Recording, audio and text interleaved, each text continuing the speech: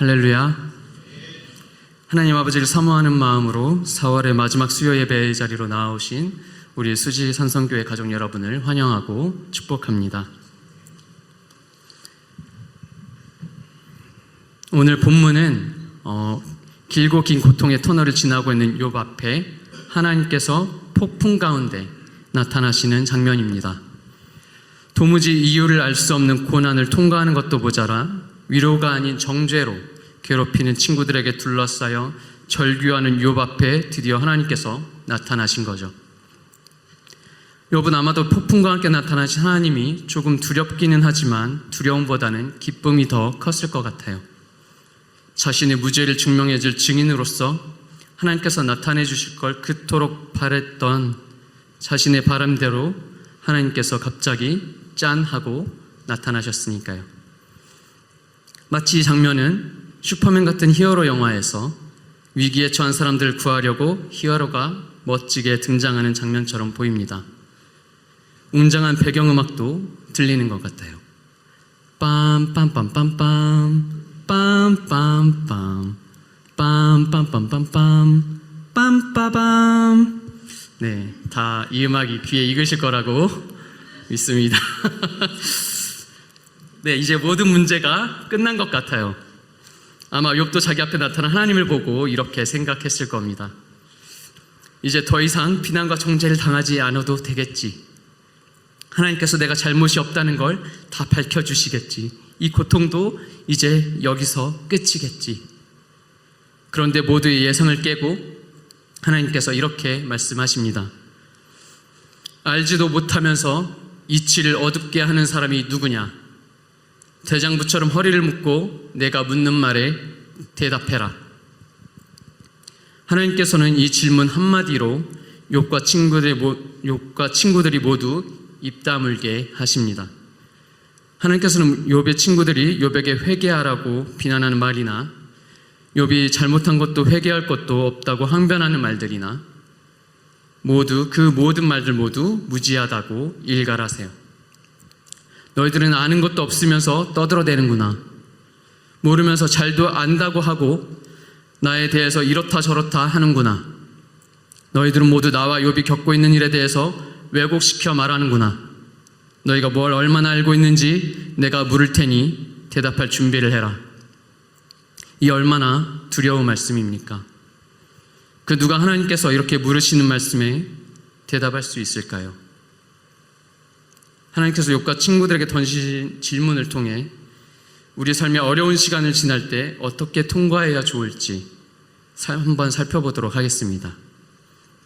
가장 먼저 기억해야 할 중요한 한 가지 사실은 우리의 어려운 시간에 반드시 하나님께서 찾아오신다는 사실입니다. 하나님께서는 우리가 힘든 시간을 홀로 지내도록 내버려 두지 않으세요. 우리의 하나님은 구원하시는 하나님이십니다. 하나님께서는 우리 인간이 죄의 허덕에 벗어날 수 없는 걸 보시고 그대로 두지 않으셨습니다. 오랜 계획 끝에 인간의 몸을 입고 이 땅에 오셔서 십자가를 통해 죄로부터 구원해 주셨어요. 그렇게 구원을 베푸시는 하나님께서는 언제나 우리 한 사람 한 사람을 귀하게 보시고 내버려 두지 않으시죠. 우리 모두의 삶을 항상 살펴보시고 우리가 하나님을 찾는지 찾지 않는지 살펴보십니다. 우리 힘으로 할 수 있는 게 없어 절박한 마음으로 하나님을 간절히 찾으면 하나님께서는 그럼 우리를 불쌍히 여기시고 우리를 찾아오십니다. 다만 그 시기를 우리가 가늠할 수 없을 뿐이죠. 하나님께서 언제나 우리의 예측을 넘어서 일하시니까요. 오늘 본문의 욥도 그런 경우입니다. 억울하고 괴로운 마음에 그토록 하나님을 뵙기 원했던 욥에게도 갑자기 예측할 수 없는 순간에 하나님께서 나타나셨어요. 그냥 나타나신 것도 아니고 폭풍과 함께 나타나셨죠. 나타나셔서 단번에 상황을 정리하십니다. 폭풍과 함께 나타나셨다는 건 그만큼 하나님께서 마음이 불편하셨다는 거예요. 하나님께서 욥과 그 친구들의 언쟁을 지켜보시다가 도저히 안 되겠다고 느끼셨는지 강한 폭풍과 함께 나타나신 거죠. 휘몰아치는 폭풍 속에서 두려운 모습으로 욥과 친구들 앞에 나타나셔서 두려운 말씀을 하십니다. 무지한 말로 이치를 어둡게 하는 자가 누구냐? 하나님께서 그게 누군지 정말 몰라서 하시는 말씀이 아니죠. 책망하시는 말씀입니다. 이 말씀 앞에 욥과 친구들은 모두 얼어붙어 두려워 떨었을 겁니다. 무지한 말로 이치를 어둡게 한 자들이 바로 자신들이라는 걸 알았을 테니까요. 이 말씀을 듣는 순간 자신들이 한 말들에 대해 후회했을 거예요. 하나님께서 직접 그들의 말을 부정하신 거나 마찬가지니까요. 이처럼 하나님께서 우리의 어려운 삶 속에 나타나실 때 욥과 친구들처럼 두려운 책망을 듣지 않기 위해서는 어떻게 해야 할까요? 폭풍 속에서 잠잠해야 합니다. 어렵고 힘들더라도 잠잠히 기다리는 게 좋습니다. 예레미야는 폐허가 된 예루살렘을 바라보는 절망 가운데 이렇게 울부짖었습니다. 예레미야애가 3장 25절부터 26절입니다. 무릇 기다리는 자에게나 구하는 영혼에게 여호와께서 선을 베푸시는도다. 사람이 여호와의 구원을 바라고 잠잠히 기다림이 좋도다. 아멘. 물론 이게 쉽지는 않습니다. 우리는 힘든 날이 계속되면 처음엔 희망을 가지고 좋게 인내하다가도 그 시간이 길어지면 점차 몸과 마음이 지치면서 이런저런 말들을 내뱉게 됩니다. 내 상황에 대해 하나님이 이러신다, 저러신다. 하나님이 이러실 것이다, 또는 저러실 것이다. 물론 고통 속에서 나오는 그런 말들이 하나님을 기다리고 소망을 갖는 말이라면 괜찮겠지만 하나님에 대해 부정적인 생각과 마음을 갖게 하는 말이라면 문제가 됩니다. 우리 자신뿐만 아니라 주변 사람들에게도 하나님에 대해 부정적인 생각을 전염시킬 소지가 있어요. 이렇게 되면 오늘 본문 2절의 하나님 말씀대로 무지한 말로 이치를 어둡게 하는 우를 범하게 되는 거죠. 무지한 말로 하나님이 하시는 일을 멋대로 판단하고 하나님이 하시는 일을 잘못 증거하게 되는 겁니다. 그렇기 때문에 선을 베푸시는 하나님을 신뢰하면서 하나님이 나타나실 때까지 잠잠히 기다리는 것이 좋습니다. 찬양곡 중에 이제 역전되리라라는 찬양이 있습니다. 시와 그림이라는 CCM 사역팀에서 만든 노래인데요. 이 찬양은 우리에게 힘든 상황 속에서 우리가 잠잠히 기다리며 기도를 계속해야 하는 이유를 이렇게 노래하고 있습니다. 기도를 멈추지 마라. 눈앞의 상황이 마음을 눌러도 원망치 마라. 너의 입을 지켜라. 저들은 너의 입을 보고 있다.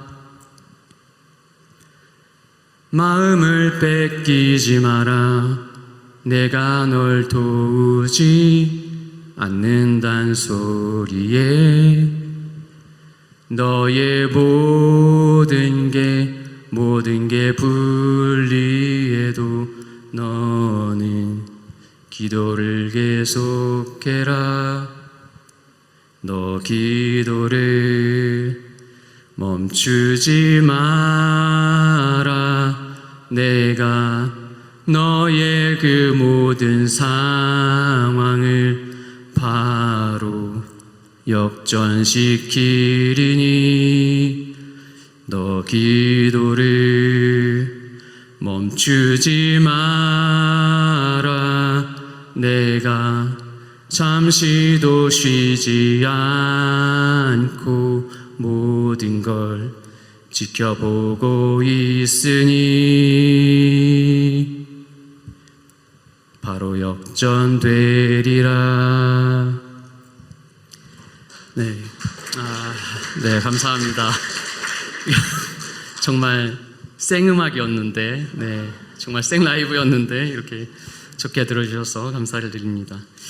어려운 상황 속에서 잠잠히 입을 지켜 하나님의 역전을 경험하는 우리 수지산성 가족 여러분이 되시기를 소망합니다. 이 찬양 가사처럼 사탄은 우리가 하나님을 원망하며 실족하기를 기다리고 있습니다. 어떻게든 한 명이라도 하나님을 떠나게 만들어 같이 지옥으로 끌고 들어가야 하기 때문에 수단 방법을 가리지 않고 우리를 낙심시키고 하나님을 원망하게 만들려고 하죠. 욥이 고난을 겪게 되는 것도 모두 사탄이 욥을 괴롭게 만들어 하나님을 욕하게 만들기 위해서였다는 걸 우리는 기억할 필요가 있습니다. 욥기 1장과 2장에서 사탄이 하나님께 이렇게 얘기합니다. 1장 11절과 2장 5절입니다. 이제 주의 손을 펴서 그의 모든 소유물을 치소서. 그리하시면 정령 대면하여 주를 욕하리이다. 이제 주의 손을 펴서 그의 뼈와 살을 치소서. 그리하시면 정령 대면하여 주를 욕하리이다. 사탄은 이렇게 우리를 자기랑 똑같이 하나님을 대적하는 자로 만들기 위해서 직접적으로 우리 삶을 방해하거나 마음에 부정적인 생각을 계속해서 불어넣고 간접적으로는 주변 사람들의 말을 통해서 우리의 마음을 상하게 만듭니다. 2장에서 욥의 아내가 욥에게 했던 말을 생각해 보세요. 차라리 하나님을 욕하고 죽어버리라고 소리쳤습니다. 2장 9절입니다. 그 아내가 그에게 이르되 당신이 그래도 자기의 순전을 굳게 지키느뇨 하나님을 욕하고 죽으라. 마음이 상하면 우리 입이 열린 무덤처럼 되기 십상이죠. 비관과 염세와 원망과 죽음의 말들을 쏟아내기 시작합니다. 그렇게 되기 전에 사탄의 계략에 말려 들어가고 있다는 사실을 깨닫고 정신을 바짝 차리세요. 정신을 차리고 입을 다물 수 있도록 기도로 입을 지켜야 합니다. 실제로 욥도 아내의 말을 들은 직후까지는 입으로 죄를 짓지 않았습니다. 2장 10절입니다. 그가 이르되 그대의 말이 어리석은 여자 중 하나의 말 같도다. 우리가 하나님께 복을 받았은즉 재앙도 받지 아니하겠느뇨 하고 이 모든 일에 욥이 입술로 범죄치 아니하니라. 이랬던 욥이 새 친구가 방문하자 3장부터 입을 열어 자신의 세상에서 왜 나왔는지 후회하면서 저주하고 비관과 염세와 온갖 말들을 쏟아내기 시작하죠. 욥의 말이 화근이 되어 욥의 친구들도 욥을 정죄하고 비난하기 시작합니다. 그 모든 말들의 결말이 오늘 하나님의 말씀이죠. 무지한 말로 이치를 어둡게 하는 자가 누구냐? 이 엄중한 말씀에 책임질 자신이 있으십니까? 저는 없어요. 저는 없습니다. 결국 그 모든 말들이 하나님에 대해 바로 알지 못하는 우리의 어리석음에서 비롯되고 우리의 어리석은 말 때문에 하나님은 우리 주변 사람들에게 곡해되어 버립니다. 어려운 시간을 통과하는 것도 결코 쉽지 않은 일인데 우리의 어리석은 행실로 하나님께 책망을 듣게 된다면 얼마나 슬플까요? 하나님께 책망보다는 위로를 받을 수 있기를 바랍니다. 그러기 위해서 우리 모두 힘든 시간을 지날 때 부디 입을 지키고 잠잠히 하나님이 찾아오실 때를 기다릴 수 있기를 소망합니다. 그렇다면 잠잠히 하나님을 기다리기 위해서 어떻게 해야 할까요? 하나님께서 욥에게 책망 다음에 하시는 말씀에 힌트가 있습니다. 오늘 본문 3절입니다. 너는 대장부처럼 허리를 묶고 내가 네게 묻는 것을 대답할지니라. 폭풍 속에서 허리를 묶어야 합니다. 하나님께서는 욥에게 대장부처럼 허리를 묶으라고 말씀하세요.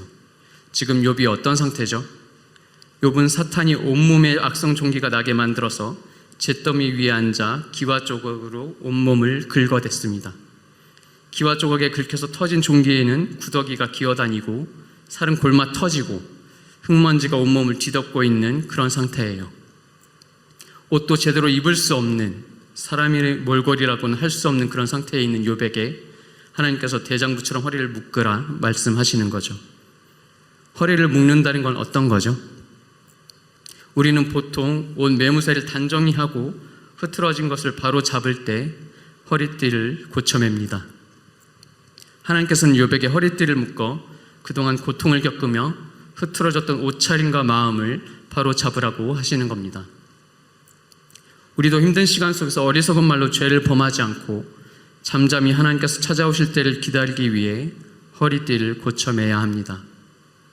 우리의 중심을 살펴 흐트러진 것들을 하나하나 바로 잡아야 합니다. 베드로 사도도 고난을 받는 성도들에게 이렇게 권면했습니다. 베드로전서 1장 13절입니다. 그러므로 너희 마음에 허리를 동이고 근신하여 예수 그리스도에 나타나실 때에 너희에게 가져올 은혜를 온전히 바랄지니라. 아멘. 힘든 시간을 거쳐오면서 내 안에 흐트러지고 희미해진 것은 없는지 잘 살펴보세요. 내 안에 약해졌던 믿음과 소망과 하나님을 향한 신뢰와 또 받았던 은혜들을 다시금 다잡고 주저앉은 곳에서 일어나시기 바랍니다. 그래, 내가 지금까지 내 삶을 하나님이 인도해 주셨다는 걸 잊고 있었구나. 하나님께서 내 기도를 듣고 계신다는 걸 잊고 있었구나. 내가 이러고 있으면 안 되지. 여기서 무너지면 안 되지. 하나님을 바라봐야지. 하나님께 소망을 둬야지. 그렇게 스스로를 돌아보며 다시 일어나 어렵고 힘든 시간 속에 언젠가 찾아오셔서 개입하실 하나님을 잠잠히 기다립시다. 그렇게 대장부처럼 허리를 묶고 하나님을 기다릴 때 우리는 어리석은 말로 하나님을 곡해하지 않을 수 있을 것이며 하나님께서는 책망이 아닌 칭찬과 위로를 들을 수 있으리라 믿습니다. 하나님을 잠잠히 기다리고자 허리를 묶었다면 이제 남은 건 하나뿐입니다. 하나님의 말씀을 듣는 겁니다. 3절입니다. 너는 대장부처럼 허리를 묶고 내가 내게 묻는 것을 대답할지니라. 폭풍 속에서 들어야 합니다. 하나님께서는 욥에게 허리를 묶고 묻는 말에 대답하라고 말씀하십니다. 하나님께서 이제 욥에게 말씀하시겠다는 거죠. 그 뒤로 4절부터 바로 하나님께서 많은 질문을 하십니다. 이 질문들은 하나님께서 욥과 친구들이 얼마나 무지한지, 얼마나 작고 보잘것없는 존재들인지를 알게 하시기 위해서 책망조로 하시는 말씀입니다. 이 질문들의 내용을 살펴보면 하나님께서 세상을 만드신 분이심을 드러내고 있다는 걸 알 수 있습니다. 세상 만물의 근원과 그 모든 것들이 운행되는 이치를 하나님께서 그 뜻대로 만드시고 정하셨다는 걸 말씀하고 계신 거죠. 38장에서 하나님께서 하신 질문들을 간추려 읽어보겠습니다. 4절과 8절, 12절부터 13절, 17절부터 18절입니다. 내가 땅의 기초를 놓을 때 내가 어디 있었느냐? 내가 깨달아 알았거든 말할지니라. 바닷물이 태에서 나옴같이 넘쳐 흐를 때 문으로 그것을 막은 자가 누구냐? 내가 나던 날부터 아침을 명하였었느냐? 새벽으로 그 처소를 알게 하여 그것으로 땅끝에 비치게 하고 악인을 그 가운데서 구축한 일이 있었느냐? 사망의 문이 내게 나타났었느냐? 사망의 그늘진 문을 내가 보았었느냐? 땅의 넓이를 내가 측량하였었느냐? 다 알거든 말할지니라. 하나님의 질문들은 곧 욥이 겪고 있는 일 또한 하나님의 창조와 운행 안에 있는 일이라는 걸 간접적으로 나타내고 있습니다. 지금까지 욥의 친구들과 욥이 서로 주장했던 말들과는 결을 달리하는 말씀이에요. 욥의 친구들은 욥이 겪고 있는 고난이 욥이 무언가 잘못했기 때문에, 욥의 죄 때문에 그 결과로 겪고 있는 거라고 주장했고, 욥도 나는 잘못한 것도 없는데 이런 고난을 겪는다고 반박했습니다. 둘 모두 원인과 결과의 틀 안에서 욥의 고난을 바라보고 해석했습니다. 그런데 하나님께서는 욥이 겪고 있는 일은 하나님의 주권과 창조 안에서 일어나고 있는 일이라고 넌지시 말씀하고 계세요. 하나님의 뜻 안에서 무언가 만들어지고 있는 과정이라는 겁니다. 하나님께서 욥이 겪고 있는 일들을 통해 무언가 하시고자 하는 바가 있다는 거예요. 단순히 죄에 대한 벌을 주고 심판하려고 하시는 게 아니라 그 너머 무언가가 있다는 겁니다. 고난을 통해서 창조하시고자 하는 게 있어요. 물론 우리가 겪는 고난의 대부분은 우리의 과오나 죄로 인한 결과로 겪게 되거나 징계로 겪게 되는 경우가 많습니다. 반면에 그렇지 않은 경우들도 있죠. 그 어떤 경우든지 창조주 하나님께서는 우리가 겪는 고난을 통해서도 우리 삶에 어떤 걸 창조하기 원하세요. 우리의 기대와 예상을 뛰어넘는 새 일을 행하기를 원하십니다. 폭풍 속의 주라는 노래가 있습니다. 유명한 가수 나얼이 소속된 브라운 아이드 소울이라는 그룹에서 2007년에 만들고 부른 곡인데요. 이 곡의 가사 일부를 읽어드리겠습니다. 노래를 불러드리면 가장 좋겠지만 워낙 일반인이 부르기엔 너무 어려운 곡이기도 하고 제가 가창력도 없는 편이라 아쉽게도 읽어만 드리는 걸 이해해 주셨으면 좋겠습니다. 메마른 가지처럼 한없이 지쳐만 가던 삶에 빛이 되신 주님 오셔서 상한 나의 마음 감싸주시네. 내 모든 걸 받으신 주님 폭풍 속에 구원 대신에. 이 곡에 얽힌 사연이 있습니다. 이 곡의 가사를 쓰신 분이 최문환 목사님이라는 분인데요. 이분이 1999년에 교회를 개척하시고 열정적으로 사역을 하시다가 2005년쯤에 구강암 말기 판정을 받으세요. 하나님을 사랑해서 열심히 주님의 일을 했는데 암이라니 그 마음이 어떠했을까요? 그럼에도 투병을 하시면서 복음 전하기를 멈추지 않으셨습니다. 교회에서는 목사님의 치유를 위해 모여서 중보기도도 하고 그랬어요. 그러다가 교회 청년으로부터 어떤 곡의 가사를 써달라는 요청을 받게 됩니다. 이 청년이 당시 브라운 아이드 소울에 소속되어 있던 정엽이라는 가수였어요. 목사님은 고심 끝에 승낙을 하시고 투병 중에 묵상하고 기도했던 자신의 신앙 고백을 가사로 담아보기로 하고 가사를 완성하시게 됩니다. 이 곡에 얽힌 사연을 담은 영상을 준비했는데요. 사모님과 목사님의 인터뷰 영상이에요. 함께 보실까요? 브라운 아이드 소울의 폭풍 속의 주라는 곡, 그 곡에 대한 가사를 좀 붙여달라 목사님한테 청탁을 했을 때 목사님이 기꺼이 그러겠다고 말씀하셨던 배경에는 작년 1년 반 동안의 그 투병 가운데 목사님이 기도하고 명상하고 느꼈던 그런 신앙 고백적인 것들을 담아놔야겠다라는 생각을 갖고 계셨어요.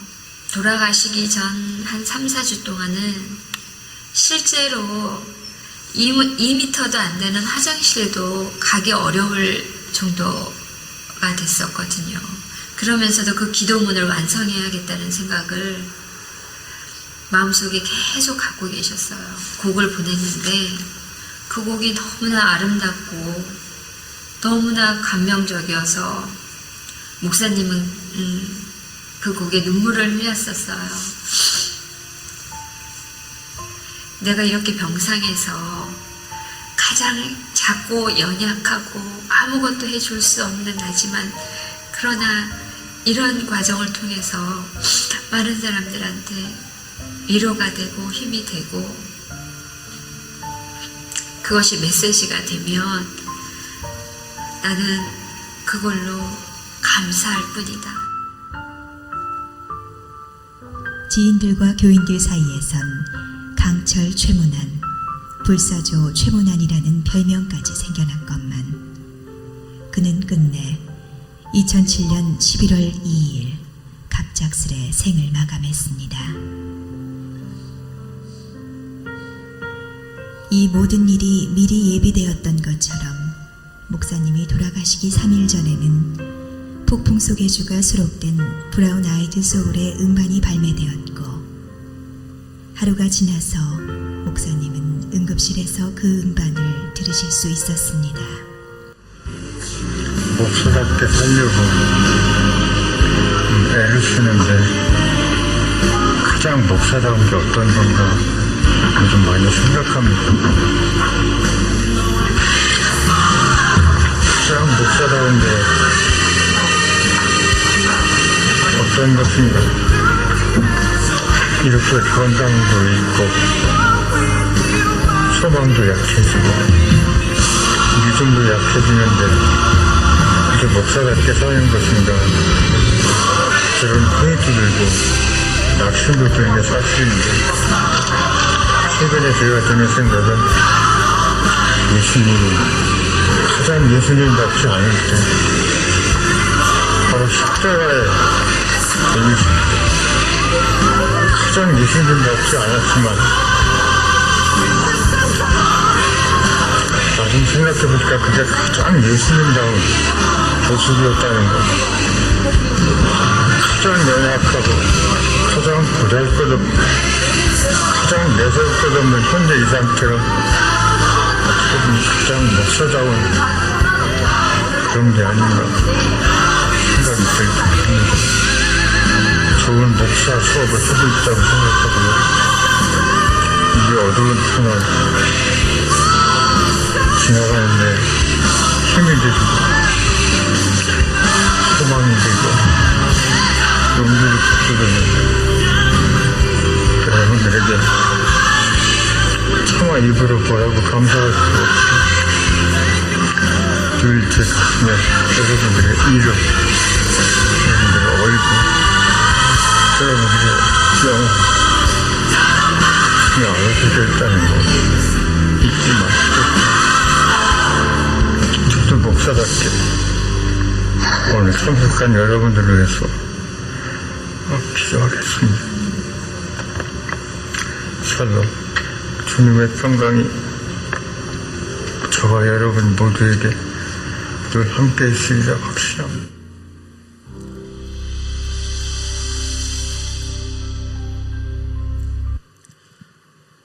네. 목사님이 인터뷰하신 영상의 배경음악으로 나온 게 폭풍 속의 주라는 노래고요. 방금 영상이 목사님이 소천하시기 전에, 하루 전에 찍으신 영상입니다. 저 영상을 찍고 하루 지나서 소천을 하셨어요. 2007년 10월 31일에 목사님이 작사하신 폭풍 속의 주라는 노래가 담긴 앨범이 발매되고, 그렇게 3일 후에 최문영 목사님은 사모님과 어린 아들을 남겨두고 소천하셨습니다. 비록 목사님 본인을 비롯해 많은 사람들이 그토록 원하던 기도의 응답, 암으로부터의 회복은 없었지만 목사님의 두 병이 그 고난 속에서 고민하고 주님을 묵상하면서 떠내려 가셨던 시는 찬양이 되어 곡이 발표된 이후부터 지금까지 이 곡을 듣는 모든 사람들, 그리스도인은 물론 믿지 않는 사람들에게까지 수많은 사람들에게 깊은 감명을 주고 있습니다. 심지어 믿지 않는 사람들까지도 이 곡의 유튜브 영상 댓글에서 신앙의 힘에 대해 다시 한번 생각해 보게 한다. 이 곡을 듣는 시간 동안은 나도 기독교인이 된다는 등의 소감들을 남기고 있습니다.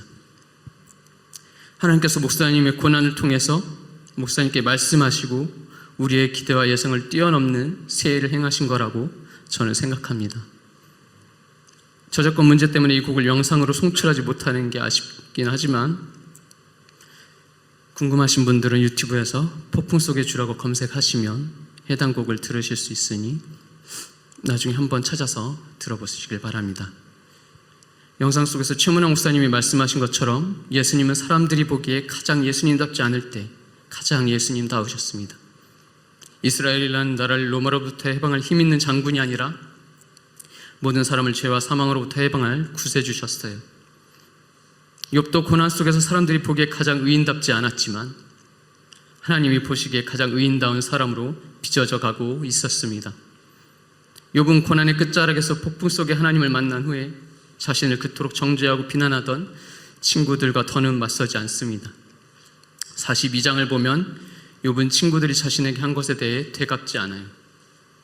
오히려 친구들을 위해 하나님께 그들을 용서해달라고 기도합니다. 마치 십자가 위에서 저들을 용서해달라고 기도하셨던 예수님처럼요. 하나님께서는 욥의 기도를 기쁘게 받으셨다고 42장 8절부터 9절에 기록되어 있습니다. 하나님은 욥을 고난 속에서 새롭게 만드셨어요. 욥의 인생에 하나님께서 새 일을 행하신 거죠. 사랑하는 수지산성교회 가족 여러분, 욥에게 고난을 통해 새 일을 행하신 하나님께서 우리에게도 새 일을 행하실 줄 믿습니다. 새 일을 행하실 하나님을 기대합시다. 예수님처럼 욥처럼 우리도 몰아치는 폭풍같이 어려운 시간을 통과할 때 잠잠히 허리를 묶고 그 속에 찾아오실 하나님을 기다리며 통과해 나간다면 사람들이 보기에는 우리가 정말 그리스도인답지 않겠지만 하나님이 보시기에는 가장 그리스도인다운 모습으로 빚어져 갈 겁니다. 사람들은 예수 믿는 사람이 뭐 그래? 왜 그렇게 인생이 힘들어? 왜 그렇게 가난해? 왜 그렇게 병에 시달려? 그러면서 비난하고 조롱할지 모르지만 그 와중에도 우리의 입을 지키고 잠잠히 인내하면서 삶의 태도와 신앙의 자세가 틀어지지 않도록 허리를 묶고 하나님의 말씀을 기다린다면 하나님께서 가장 좋은 시기에 가장 좋은 방법으로 우리 삶에 찾아오시고 말씀하셔서 우리를 새롭게 하시는 새 일을 경험하게 될 겁니다. 폭풍 속의 주님이라는 책의 저자 켄 가이어는 이렇게 말했습니다. 폭풍보다 하나님의 심장 소리가 크다. 우리 삶에 찾아오는 고난보다 우리를 향한 하나님의 사랑이 더 큽니다.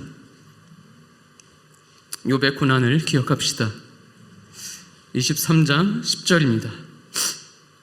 나의 가는 길을 오직 그가 아시나니 그가 나를 단련하신 후에는 내가 정금같이 나오리라. 아멘.